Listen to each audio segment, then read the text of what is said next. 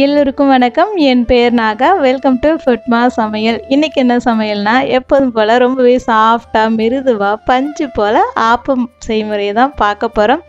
இந்த ஆப்பம் ரொம்பவே ட்ரெடிஷ்னலான ஒரு மெத்தடில் ஈஸ்ட்டு ஆப்ப சோடாலாம் இல்லாமல் ரொம்பவே பஞ்சு போல் மிருதுவாக ஆப்பம் எப்படி செய்யலான்னு பார்க்கலாம்.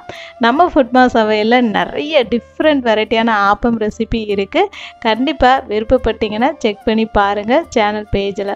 இப்போ நம்ம ஆப்பம் செய்முறையை பார்த்துடலாம். ஃபஸ்ட்டு நம்ம அரிசியை ஊற வச்சிடலாம். ஒரு 1/4 கிலோ அளவுக்கு பச்சரிசி எடுத்திருக்கேன். நல்ல மாவு பச்சரிசி தான். அடுத்து இந்த அரிசியில் நம்ம தண்ணி ஊற்றி நல்ல ஒரு 4 தடவை வாஷ் பண்ணி எடுத்துருங்க. நல்ல அரிசியை கழுவி எடுத்தால் தான் ஆப்பம் நமக்கு வெண்மையாக வெள்ளை வெள்ளைன்னு இருக்கும். அந்த அரிசியோட ஸ்மெல்லும் இருக்காது. அரிசியை நல்லா கழுவி எடுத்தாச்சு. அடுத்து என்ன பண்ண போகிறோம், தண்ணி ஊற்றி அரிசியை ஊற வைக்க வேண்டியது தான். குறைஞ்சபட்சம் ஒரு 5லேருந்து 6 மணி நேரமாவது ஊறட்டும். அப்போ தான் மாவு அதிகமாக கிடைக்கும். இப்போ அரிசி நல்லா ஊறி இருக்கு. தண்ணியை கம்ப்ளீட்டாக வடித்து எடுத்ததுக்கப்புறம் மிக்ஸி ஜாரில் அரிசியை மாற்றிடுங்க. இது கூட ஒரு 1/4 கப் அளவுக்கு தேங்காய் சேர்த்துக்கோங்க. தேங்காய் வெள்ளையாக தான் இருக்கணும். தண்ணி ஊற்றி மாவு பக்குவமாக அரைச்சி எடுத்துக்கோங்க. தண்ணியோட அளவு ஒரு 250 ml அளவு, கொஞ்சம் கம்மியாக கூட சேர்த்து அரைச்சிக்கோங்க. மாவை அரைச்ச மாவில் ஒரு 2 சின்ன குழிக்கரண்டி அளவு மாவை ஒரு கடாயில் சேர்த்துட்டு, அந்த கடாயில் அதே கரண்டியில் ஒரு 6 குழிக்கரண்டி அளவு தண்ணி சேர்த்துக்கோங்க.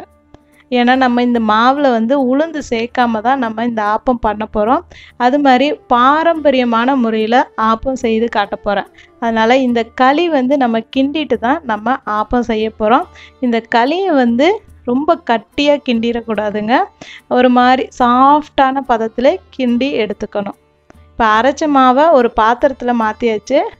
இந்த களியை மாவு கூட சேர்க்குறதுக்கு முன்னால் கையில் நல்லா கலந்து விட்டுட்டு பாருங்கள், இந்த மாதிரி க்ரீமாக இருக்கணும். அப்போ தான் நமக்கு மாவில் நல்லா கரைக்க முடியும். மாவில் சேர்த்துட்டோம். 1 டீஸ்பூன் அளவு சர்க்கரையும் கொஞ்சமாக உப்பும் சேர்த்துட்டு நம்ம இதை நல்லா கரைச்சி எடுத்துக்கணும். இந்த களி சின்ன சின்ன துண்டுகளாக இருக்கிற மாதிரி இருக்கும். அது மாதிரிலாம் இல்லாமல் கை விரல்களை வச்சு நல்லா மாவை கரைச்சி எடுத்துக்கோங்க. மாவோட பதம் இந்த பதத்தில் இருக்கணும். இப்போ மூடி போட்டு நம்ம நைட்டு ஃபுல்லாக மாவை ஊற வச்சிடலாம். இப்போ காலையில் நம்ம ஹெல்த்தியாக ஒரு பிரேக்ஃபாஸ்ட்டுக்கு தான் இந்த ஆப்பத்தை செய்ய போகிறோம். மாவு நல்லா பொங்கி இருக்கும். மாவை ரொம்பவே பொறுமையாக தான் கரைச்சி எடுத்துக்கணும். அந்த மாவில் உள்ள நீர் குமிழிகள்லாம் உடச்சிடக்கூடாது. இப்போ ஆப்பச்சட்டியை சூடு பண்ணிவிட்டு தேவையான அளவுக்கு மாவை ஊற்றிட்டு ரொம்பவே பக்குவமான முறையில் இந்த மாதிரி சுற்றி விடுங்க. மிதமான தீயில தான் ஆப்பத்தை வேக வைக்கணும். சைட்லலாம் வெந்ததுக்கப்புறம் நடுவில் பாருங்கள் மாவு இருக்குல்ல, இந்த டைமில் மூடி போட்டு ஆப்பத்தை நம்ம வேக வைக்கணும். நல்ல சுட சுட பஞ்சு போல் ஆப்பம் சட்டுன்னு ரெடி பண்ணிட்டோம். ஆப்பத்தை ஆட்டுக்கால் பாயா, கடலைக்கறி, குருமா, வடைக்கறி எல்லாத்துக்கூடையும் இந்த வெள்ளப்பம் ரொம்பவே டேஸ்ட்டாக இருக்கும். கண்டிப்பாக இந்த மெத்தடில் வீட்டில் ட்ரை பண்ணி பாருங்கள். ஆப்பமாவை அரைச்சி. நன்றி.